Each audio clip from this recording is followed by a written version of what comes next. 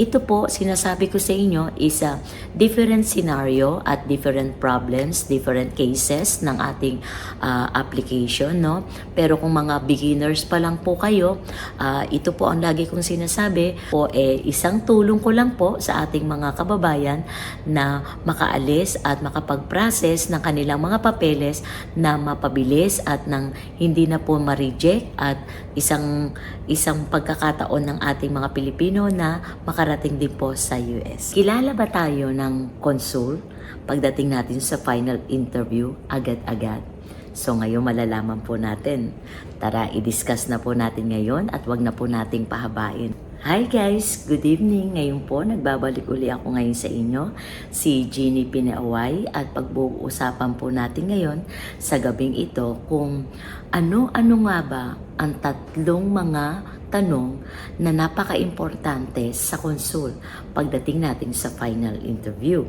At ano yung timeline na binibigay sa atin para tayo mabigyan ng paraan na makasagot at anong oras natatapos ang ating final interview. Ito guys, magandang topic at pagsamahan po natin ngayong araw na ito ang magandang topic para sa final interview nyo.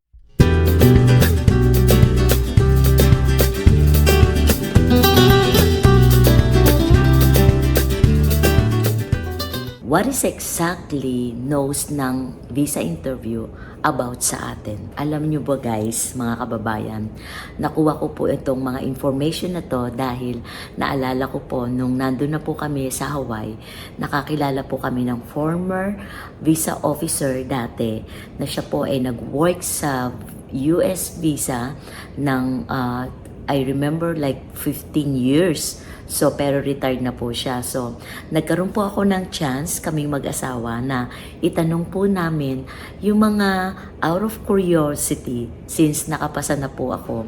Naitanong ko po sa kanya kung pwede po ba akong magtanong regarding sa mga visa officer na katulad niya, na siya ay former officer. Dahil nagsisimula na po ako magkaroon ng vlog ko noon, ng content para sa mga visa at nag-a-apply. Naisipan ko po siyang tanungin para dito. Ito po yung sagot niya. Ang sabi niya po sa akin, hindi po nila alam tayo, hindi nila kilala tayo dahil nakikilala lang po muna tayo at napapansin nila at nare-review nila once na naibigay po sa kanila ang ating confirmation page ng ating DS-260 o DS-160. Naalala niyo po yung isang print na confirmation page at yung passport po natin. Kapag binigay po natin yan sa window, doon po nila ini-scan at doon po nila nakikita yung barcode ng confirmation page ng DS-260 natin at DS-160. Doon pa lang po daw mag-a-appear ang kanilang kaalaman o knowledge nila about in 30 seconds para ma-review nila yung mga information na na-fill-upan natin. Nahapyapan na po nila yon. Kapag nagtitingin na po sila sa ating DS-260 o DS-160, ang sinasabi niya po sa akin noon is tinitignan po nila yung details about dun sa personal information, about family natin, about background natin sa work or educational background, at yung mga experience na po natin. At syempre po, nandun din po yung about sa petitioner po natin. Kung tayo po ay nag-a-apply ng immigrant. Pero kung tayo naman po ay non-immigrant, kanila pong tinitingnan po nilang background is yung mga educational background nila, ang work history po nila, ang mga travel history po nila, at ang financial issues nila, kung sila po ba ay makakabalik sa Pilipinas nang hindi po sila mag-overstay in the United States. Po yung naisagot nila sa akin noon. At saka ang ipinapaliwanag po sa akin ng former visa officer noon is dahil depende po iyan to case basis. Dahil meron pong tinatawag na F1 visa. Yung F1 visa po, yung para sa mga student visa na gusto pong mag-aral sa United States. Number 2 po, yan po yung B1, B2, yung po yung tinatawag na tourist visa po. Then, meron din pong tinatawag dyan na CR1, IR1 visa na katulad ko po, na ako po IR1 visa. Ito po yung para sa mga spousal na nag-asawa na po And then, meron din po yung K1 visa na tinatawag po na ito yung mga fiancé visa na gusto pong magpakasal in the United States within 90 days po. Ito po yung tinatawag na meron po silang pipilapan na sila po nangangako na sila makakapag-asawa po in 90 days sa US. Kaya po pinipetition sila ng kanyang fiancé. Pong agreement yon doon sa kanilang filing.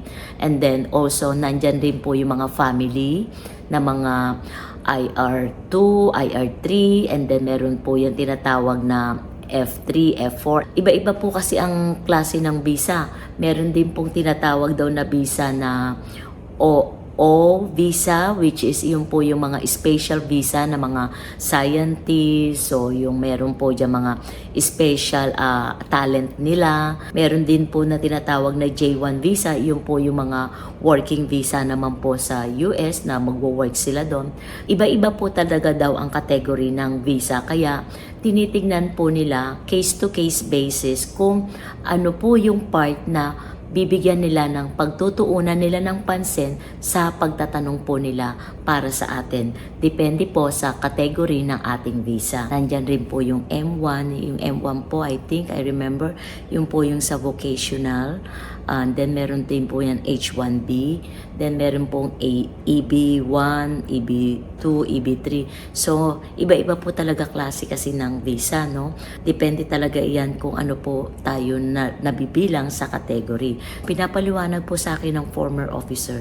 Doon pa lang po nag-i-start ang kanyang timeline kung paano po tayo i-check pagdating sa final interview. At kung ano-ano pa po na hindi ko po na-mention na marami pa po kasing iba-ibang visa yan, no? Madalas ko lang pong nababanggit is yung tayo mga Pilipino, madalas tayong nag-BB1, B2 which is tourist, K1 visa, family, and then yung CR1, IR1 visa, and then andyan din po yung F1, yung mga gusto pong mag-aral sa US, yun po yung student, and then yun po yung kadalasang nababanggit ko, and then yung EB1 and EB2, yan po yung mga workers din po doon sa US na nag-a-apply din. Ito yung common visa na madalas ko natin na ina-applyan tayo mga Pilipino. So anyway, in 30 seconds sa atin sa window, doon na po nakikita nila from top to bottom yung ating pong DS260 o DS160. Titignan po nilang mabuti kung ano po yung part na dapat nilang itanong sa atin. At ang includes po dito, unang pong tanong dyan is how long we're going to be there in the United States kung tayo po mga tourist visa. Yun po yung number 1 na question nila doon. And then number 2, ano yung purpose natin sa US kung bakit tayo pupunta doon. Then number 3, ano ba yung visa category na ina-apply natin para sa United States ng application natin. Then number 4, tinatanong po nila yan, usually, do you have family in the United States? So, kailangan maging honest po kayo kung yes or no. So, hindi po kayo pwedeng mag-lie. Once na nalaman po nila na kayo nagsisinungaling po kayo, may possibility po kayo na magkaroon kayo ng red flag o denial dahil nalalaman po nila yan. Lalo na po, meron tayong mga social media accounts na rin na pinipilapan sa DS260 and DS160. And also, marilaman din po nila yan kapag tayo po may family talaga sa US at nagpautal-utal tayo, nababasa na po nila agad yan. So, ang sinasabi po sa akin ng former officer, you better tell na much better kung talagang may family ka sa US, sabihin na lang po ng totoo na meron po talaga kayong family doon sa United States. Then also, tinatanong po nila yan na what is your job and how much you make your money on your job. So, pwede rin pong possible na iyan. Lagi din po nilang tinatanong. Especially po, ito po yun sa mga tourist visa. Or pwede rin po na kayo kung kayo nagtatrabaho as pinipetition din kayo, pwede rin po naman yun kung kayo po meron pa rin pong kasalukuyang trabaho at tinatanong din po nila kung magkano po yung income ninyo. Pwede rin pong itanong nila sa inyo na what is your family situations? tinatanong din po nila na are you married? Kung kayo po ba ay kasal. So, pwede po nilang itanong yun sa inyo.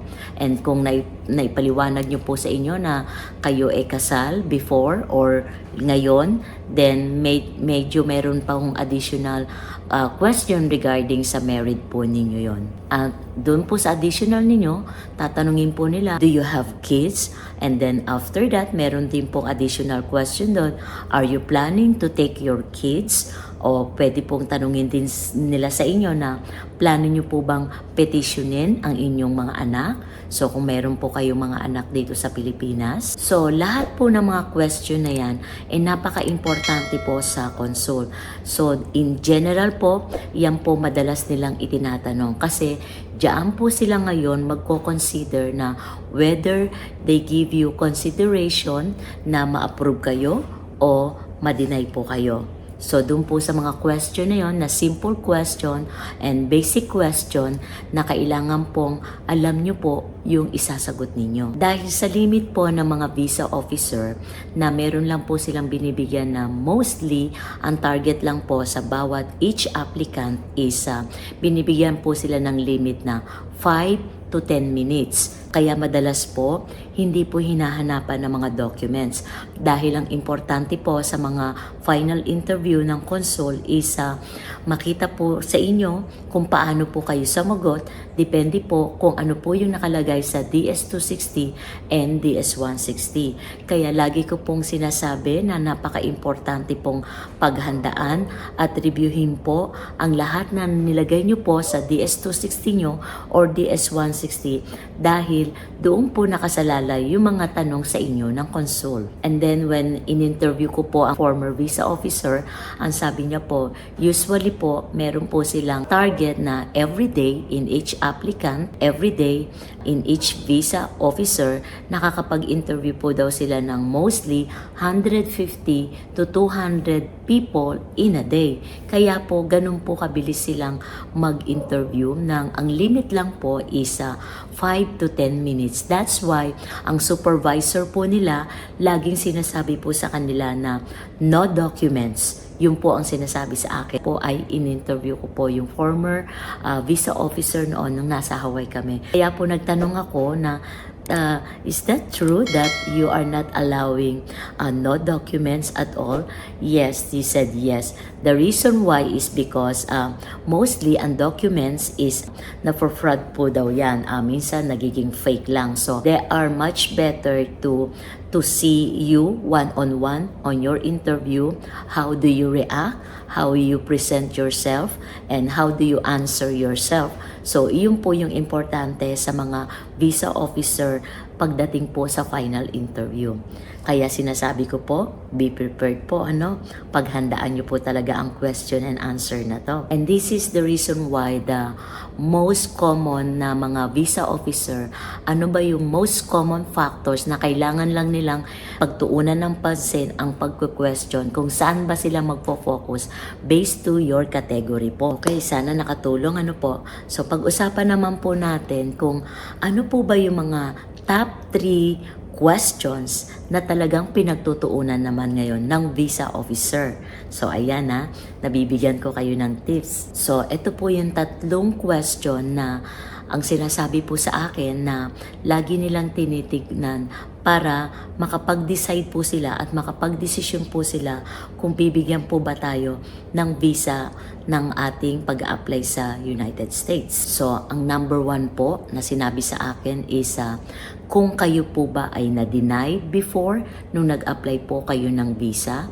Kung nakapag-apply na po kayo ng visa noon at kayo ay na-denied, makikita na po nila yon sa system nila. So, hindi kayo pwedeng mag-deny dahil kayo po may record na po sa kanilang system. So, ito po, dun sa mga second, third, o fourth trial nyo na po, dito po pagdadaanan nyo po ng mas madaming paghahanda kasi nakita na po nila na na-denied kayo. Nanong po kayo sa inyo ng visa officer na bakit kayo na-denied.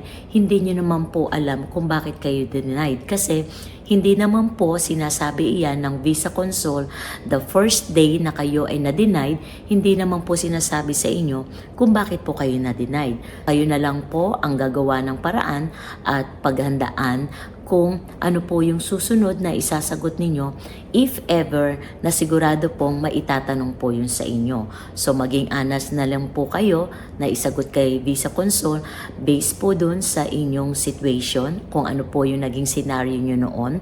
At siguro naman po kung kayo ay honest at sabihin nyo po ang totoo at maipaliwanag ng maayos at i-expand, maaari po kayong mabigyan ng pagkakataon na this time mabigyan na po kayo ng visa. And naalala ko po nung tinanong ko po siya, paano niyo po nalalaman na sila ay na-denied? Dahil ang sinasabi niya po sa akin na kapag nalaman po nila na nakita po nila sa system na kayo ay denied, so pinupul na po nila yung inyong history doon.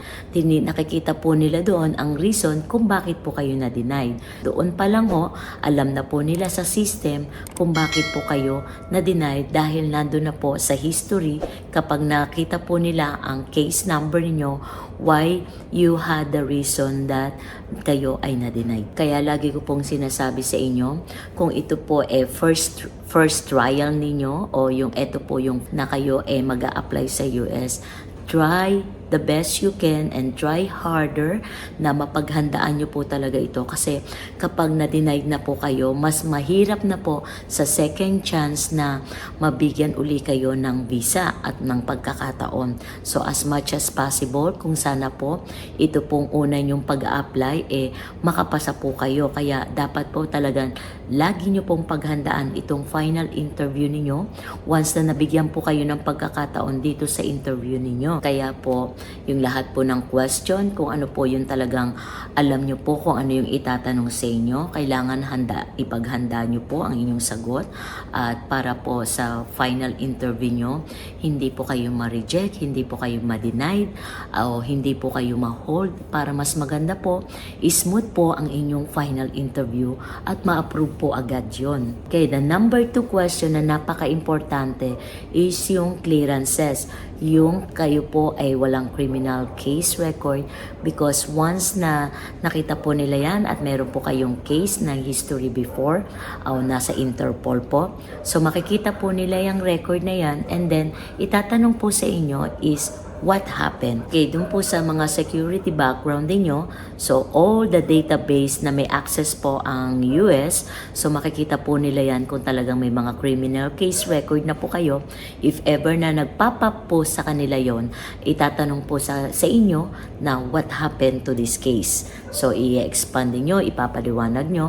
Then kung wala naman po, then that's good dahil wala na po tayong problema pagdating po sa security background ninyo. That's why lagi ko pong sinasabi sa inyo, be honest, kasi sa mga iba-iba pong senaryo natin at case to case natin, kung meron pong mga ganyang criminal case, minsan po hindi ko maisasagot ang tamang kasagutan sa inyo at kailangan nyo po talagang consult sa isang immigration attorney officer or something na sa immigrant attorney na sinasabi ko po, o legal advisor na sila po yung makakasagot niyan ng tamang paraan at tamang proseso kung ano po ang gagawin nyo kapag mayroong mga senaryo po na medyo complicated po ang case ng isang applicant. Yun po yung sinasabi ko, ina-explain ko po.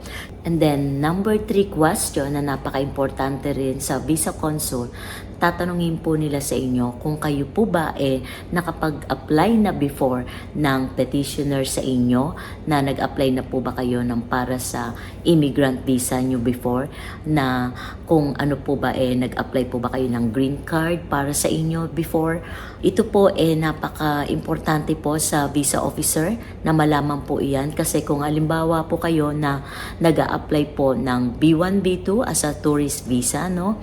So iyon po pagtutuunan ng pansin ng visa officer para po malaman nila what happened, na bakit po kayo nag-a-apply ngayon ng tourist visa which is may prior na po kayo in your history na nag-apply na po kayo ng petitioner ninyo, na may petitioner na po kayo, na nag-a-apply na po kayo ng immigrant doon, na nag-a-apply na po kayo na magkaroon ng green card holder as a resident there. So, iyon po, kailangan pong maging prepared kayo kung paano nyo po itatakel ang topic na ito, kung paano nyo po sasagutin at ipapaliwanag ang lahat ng mga katanungan ng visa consul ninyo, dahil ito po is medyo malalim na po kay visa consul, kung paano nyo po ipapaliwanag ng mabuti kay consul kung bakit po nag-apply ngayon kayo ng B1, B2 ng tourist visa, meron na po kayong history on your prior before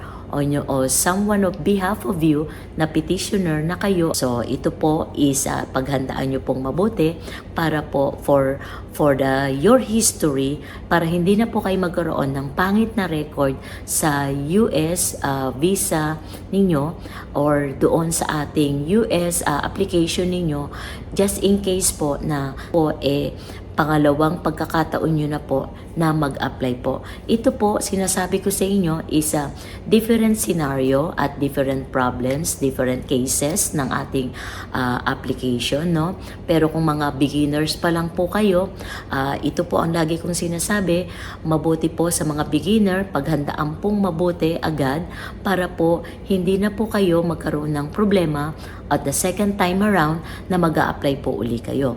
So, ito po ay pinag-usapan natin ngayong araw na ito, at kung meron po kayong mga suggestion sa akin na another topic, leave comment below lang po kayo at pag-usapan po natin para po naman tayo makatulong at malaman ng ating mga kababayan kung paano rin po ba ang gagawin ng paano ang paghahanda at kung kayo ay pangalawang pag-a-apply na ito. Maraming salamat po sa inyong panonood uli. Like and share na rin po, no, para po makatulong din tayo sa ating mga kababayan na gusto pong makapunta sa US. At doon po sa mga hindi pa po nakakapag-subscribe sa akin, no, ako po si Jenny Pinay Hawaii.